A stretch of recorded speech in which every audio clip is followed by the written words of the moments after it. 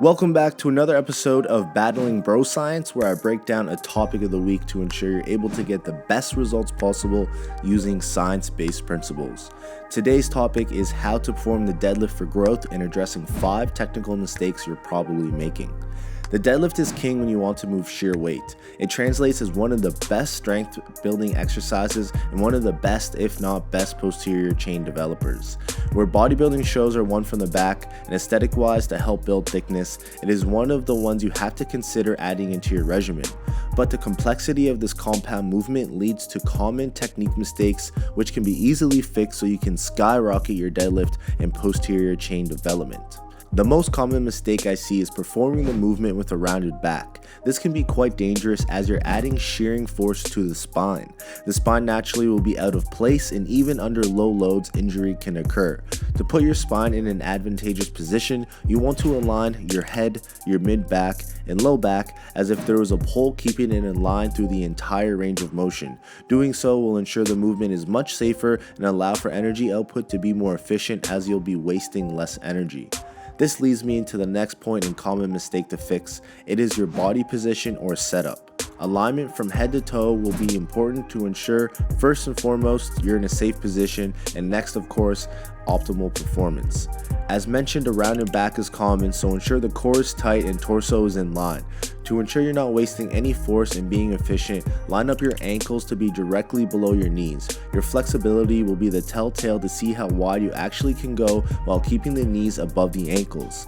Lastly, you want your grip to be directly below your shoulders. As you can see, the emphasis of body position is everything aligned vertically, which will allow for an efficient vertical bar path. This leads me into mistake number 3, which is deadlifting with slack in the bar. Once you are set up and your body position is right, you want to ensure there is no slack in the bar. Be careful because slack can easily lead to a torn bicep and other various injuries. To combat this, get into position and start by adding a bit of tension by pushing it to the ground while keeping your chest up. Focus on pulling your lats down and back to prevent your shoulders coming forward. Once you have some tension in the bar and there is no slack, you can start the movement to be in a safer position. Once you're all set up, you have to initiate the pull, which leads me into mistake number 4, which is bar path efficiency. To perform the most efficient bar path, all of the energy would go directly against gravity, creating a perfect up and down vertical bar path. Once everything is perfectly in line, you also want to ensure the velocity of the bar is moving at a certain pace, where the sumo deadlift is generally slower off the ground and accelerates through the lockout in general. Where, of course, a pause bar path wouldn't be ideal and create the movement to be much harder. Where it is common to see a variation of this happen when initiating the movement and seeing someone's hips shoot up. Try to keep a constant torso angle and focus on keeping your chest up. Push through your legs and only change the torso angle when you start bringing your hips to the bar once the bar is past your knees. Which leads me to the last common mistake, and it's exaggerating the lockout.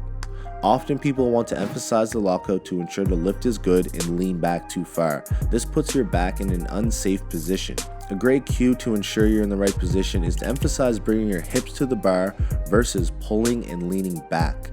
Once you're standing up straight and the hips meet the bar, the range of motion is complete. From start to finish, technique errors often occur, but if you can overcome these easy fixes, you can skyrocket your deadlift and continue to develop your posterior chain. I personally implement this movement in my current men's physique specialization program, where you can download it for free in the description. Lastly, if you find this video helpful, please let me know and share it with someone who may benefit. Like, comment, subscribe so you don't miss out more content like this in the future. I don't know why, I suck at voiceovers. And I'm awkward, so I'll see you guys in the next informative video or vlog. Thank you for staying if you stayed this long. Bye-bye.